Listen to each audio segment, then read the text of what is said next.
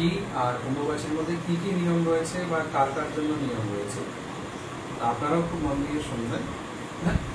খুব মন দিয়ে শুনবেন জিনিসটা। অম্বুবাচী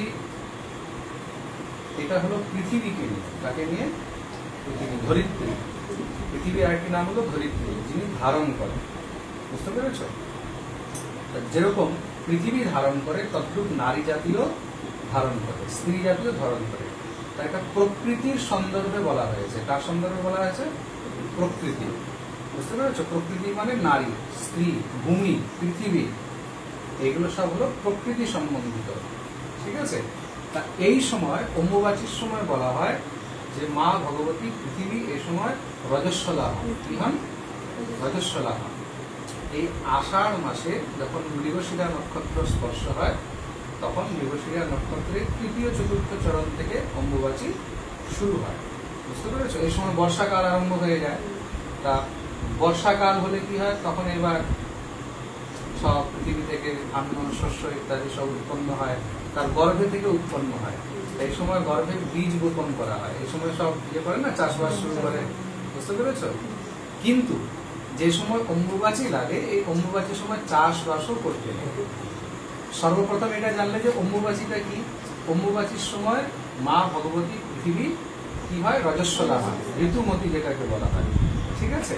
তার জন্য সর্বপ্রথম এটাকে 3 দিন থাকে।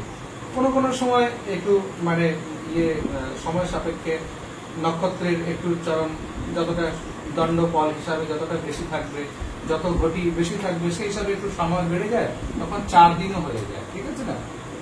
মূল রূপে 3 দিন থাকে।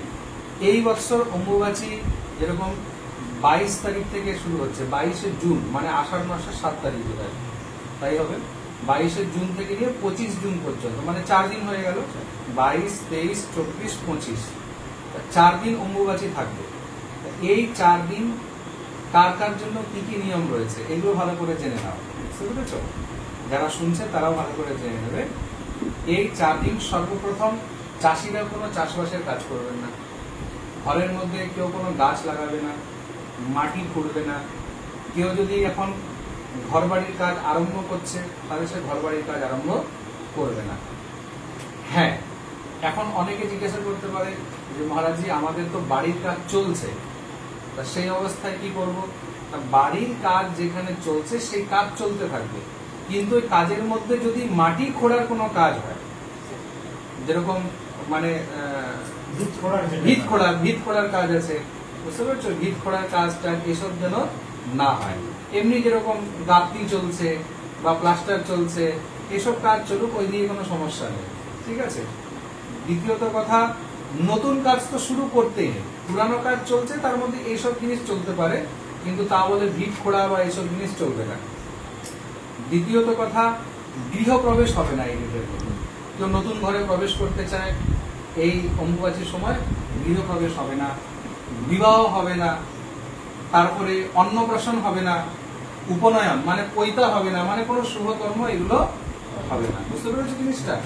এগুলো তো হলো কাজের ব্যাপারে। এবার আসো কার জন্য কি নিয়ম। সর্বপ্রথম যারা বিধবা, বিধবাদের জন্য নিয়ম বলা হয়েছে এ সময় আগুনে রান্না করা কোনো জিনিস খেতে নেই। বুঝতে পেরেছো? মানে অগ্নিতে রান্না করা কোনো জিনিস খেতে নেই। যা খাবে সব মানে ফল বা কাঁচা জিনিস এরকম হয়, এগুলোই খাওয়া উচিত বিধবাদেরকে। আগুনে রান্না করে খায় না এ সময়, খাওয়া উচিত নয়, এটা বলা হয়েছে শাস্ত্রে। আর শুধু বিধবা নয়, যারা সন্ন্যাসী, তাই না, যারা সাধক, তারাও কিন্তু এ সময় আগুনে রান্না করা জিনিস খায় না। আগেকার দিনে ব্রহ্মচারীরাও অনেক সময় খেত না, কিন্তু অনেকে বলতে পারে যে খাওয়া যায়, খেতে পারে, কিন্তু না খাওয়াটাই বেশি উচিত। ঠিক আছে? এটা হলো বিধবাদের। অনেকে ভাবে অম্বুবাচী শুধু বিধবাদের জন্য, বিধবাদের জন্যই নয়, সধবাদের জন্য অম্বুবাচীর অনেক নিয়ম আছে। এটা জেনে রাখো সধবাদের জন্য কি নিয়ম আছে। যারা সধবা, সর্বপ্রথম অম্বুবাচীর সঙ্গে কোনো সধবা সে সময় কিন্তু মানে স্বামী স্ত্রী সঙ্গ করবে না, একদম স্পষ্ট রূপে নিষেধ। ঠিক আছে? অম্বুবাচীর সময় স্বামী স্ত্রী সঙ্গ করবে না, স্ত্রী পুরুষ সঙ্গ করবে না। দ্বিতীয়ত কথা হলো অম্বুবাচীর সময় যারা গর্ভবতী আছে তাদেরকেও অনেক সামলিয়ে থাকা উচিত। তাদেরকেও কোনো জিনিস খোঁড়াখুড়ি বা এসব জিনিস ইত্যাদি এগুলো করা উচিত নয় অম্বুবাচীর সময়।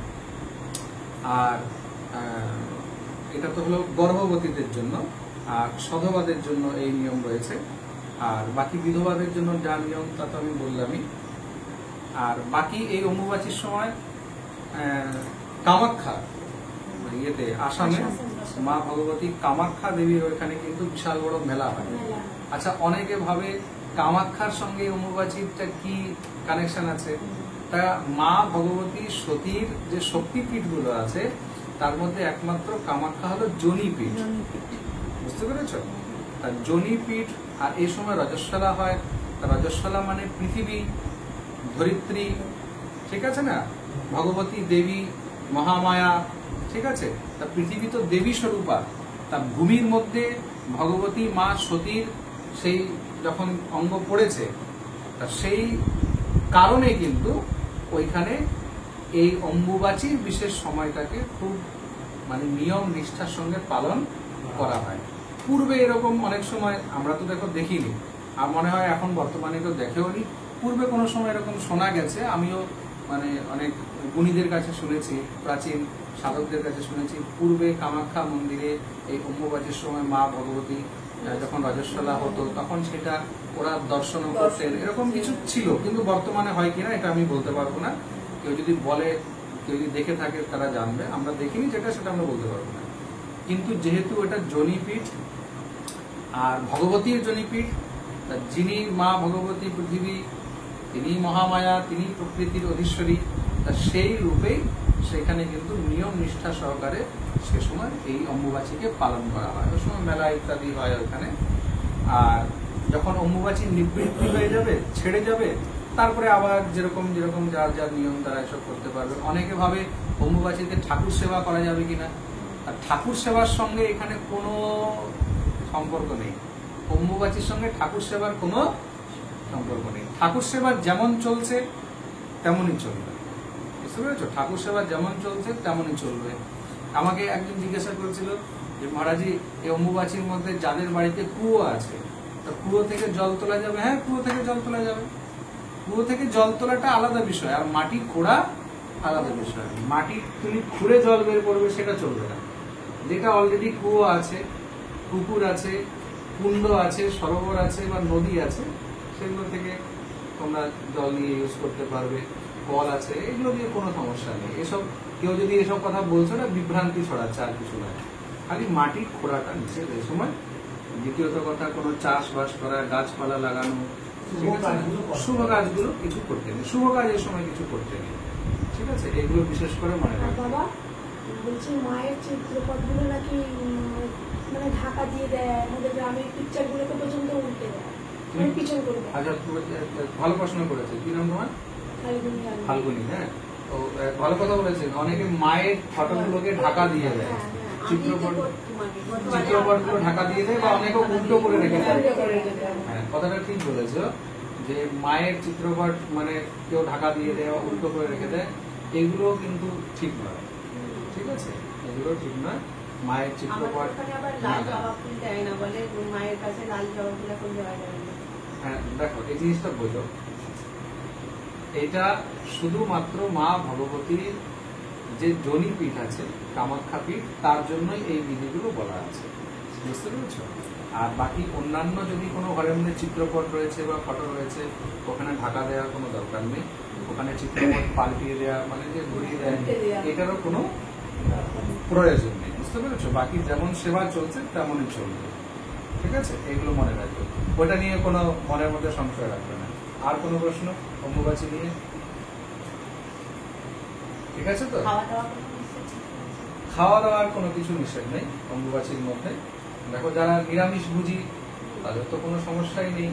খাওয়া দাওয়ার নিষেধ আছে, ওই যে বললাম বিধবা যারা আছে তাদেরকে এগুলো মানা হচ্ছে। ফলাহার করাটাই সব থেকে ভালো। 3 দিন ফল খেয়ে থাকলো, হ্যাঁ, এইসব জিনিস খাওয়াটাই উত্তম, বুঝতে পেরেছ? বাকি আর কোনো আমার মাও তো এখন বিধবা হয়েছে, আমার মা তো ফল খেয়ে থাকতেই পারে না, একাদশী করে তো ফল খেয়ে থাকতে পারে না। আরে জুস বানিয়ে দাও, ফল না খেলে জুস বানিয়ে দাও। না, আগুনে তাতানো জিনিস যদি না খেয়ে জুস টুস খেয়ে থাকতে পারে, জুস টুস খা। আর যদি না পারে তাহলে এরকম বললে অসুবিধা আছে। শ্রী রাধে। হ্যাঁ, অসুবিধা কিছু নেই, এইভাবেও কিন্তু করা যায়।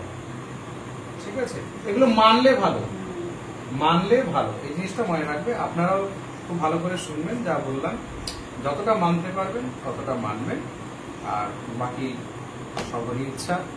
আপনারা সবাই ভালো থাকুন, এটাই বলবো। অনেকে জিজ্ঞাসা করেছেন মহারাজ এখন কোথায় আছেন। আমি আজকে এই সময় আমাদের বীরভূমে লক্ষ্মীনারায়ণপুর আশ্রমে আছি, আমাদের আশ্রমের কাজ চলছে, আর অনেকে দেখা করতে চায়, তো আপনারা দেখাও করতে পারেন। আমি এখন 8-10 দিন এখানেই থাকবো, প্রায় 27 তারিখ পর্যন্ত আছি। আমি 26-27 তারিখ পর্যন্ত এখানেই আছি লক্ষ্মীনারায়ণপুরে। আজকের তারিখ কত? আজকে হলো 17 তারিখ, আজকে 17 জুন। আমি 26-27 জুন পর্যন্ত এখানেই আছি লক্ষ্মীনারায়ণপুর আশ্রমে। যদি কেউ দেখা করতে চান এখানে এসে দেখা করতে পারবেন। সবাইকে রাধে রাধে, জয় শ্রী রাম।